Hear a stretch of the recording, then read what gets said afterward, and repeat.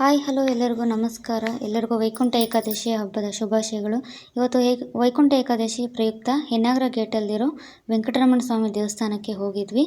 ಮೊದಲಿಗೆ ಗಣೇಶ, ನಂತರ ವೆಂಕಟರಮಣ ಸ್ವಾಮಿಯ ದರ್ಶನವನ್ನು ಮಾಡಿಕೊಂಡು ಕೊನೆಯಲ್ಲಿ ಅಮ್ಮನವರ ದರ್ಶನ ಮಾಡಿ ಮತ್ತೆ ಈ ಕಡೆ ನೋಡಿದಾಗ ಹೂಗಳೆಲ್ಲ ಹಾಗೆ ಇಟ್ಟಿದ್ರು. ಇನ್ನೂ ಅಲಂಕಾರ ಏನೂ ಮಾಡಿರಲಿಲ್ಲ, ಯಾಕಂದರೆ ಭಕ್ತರು ಜಾಸ್ತಿ ಇರೋದ್ರಿಂದ ಅಲಂಕಾರ ಮಾಡೋಕ್ಕೆ ಟೈಮ್ ಇರಲಿಲ್ಲ ಅನಿಸುತ್ತೆ.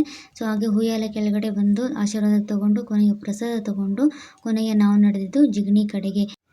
ಹಾಗೆ ಹೋಗ್ತಾ ದಾರಿಯಲ್ಲಿ ತೋಟ ಮತ್ತು ಹಾಗೆ ದೊಡ್ಡ ವಿಶಾಲವಾದಂತಹ ಒಂದು ಕೆರೆ ಕಾಣಿಸ್ತು. ಯಾವುದಪ್ಪ ಅಂತ ಕೇಳಿದರೆ ಆಗ ಜಿಗಣಿ ಕೆರೆ ಅಂತ ಗೊತ್ತಾಯಿತು. ತುಂಬ ವಿಶಾಲವಾಗಿತ್ತು. ಅದರ ಪಕ್ಕದಲ್ಲಿ ಕಸನೂ ಸಹ ಅಷ್ಟೇ ವಿಶಾಲವಾಗಿ ಹಾಕಿ ತುಂಬಿಸಿ ಇಟ್ಟಿದ್ರು.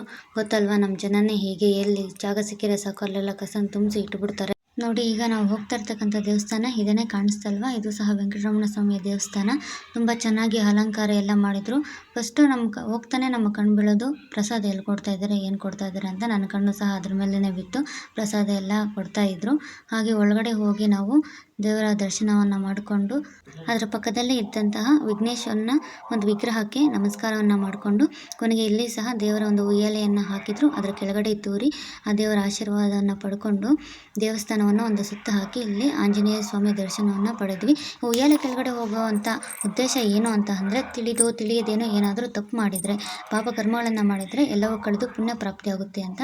ಕೊನೆಗೆ ಅಲ್ಲಿ ಕೊಟ್ಟಂತಹ ತೀರ್ಥ ಪ್ರಸಾದ ತಗೊಂಡು ಮನೆ ಕಡೆಗೆ ಹೊರಟ್ವಿ. ಇದಿಷ್ಟು ಇವತ್ತಿನ ಸುದ್ದಿ. ವಿಡಿಯೋ ಇಷ್ಟ ಆಗಿದ್ರೆ ಲೈಕ್ ಮಾಡಿ, ಶೇರ್ ಮಾಡಿ ಹಾಗೂ ಸಬ್ಸ್ಕ್ರೈಬ್ ಮಾಡ್ಕೊಳ್ಳಿ.